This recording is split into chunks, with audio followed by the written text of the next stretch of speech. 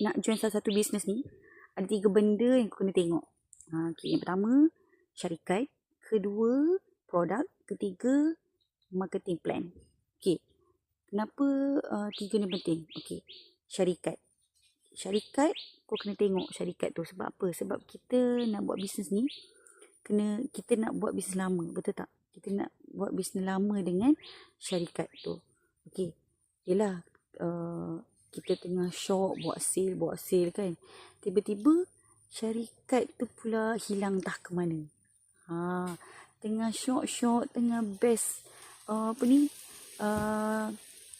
buat income dengan syarikat, tiba-tiba syarikat tu lingkup. Kan? So, penting syarikat tu. Okay, yang kedua, produk. Produk sangat penting sebab apa? Okay, sebab ada sesetengah syarikat tak ada produk. Yang tak ada produk ni lah yang bahaya, yang kau kena alert. Okay, sebab apa? Dia tak ada produk, lepas tu main letak duit. Kau letak 1,000, 3 hari, seminggu kau dah dapat modal.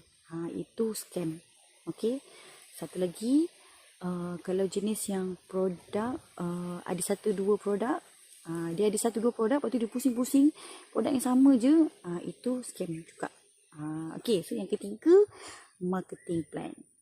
Marketing plan ni sangat-sangat penting sebab bila kita buat satu bisnes tu, kita kena tahu berapa kita dapat. Berapa yang akan kita dapat. Contoh kita modal 1,000. Okay, modal 1,000, berapa yang kita dapat? Contoh 200.5 keuntungan kita dapat tu. Okay, lepas tu macam mana kita nak kembangkan lagi.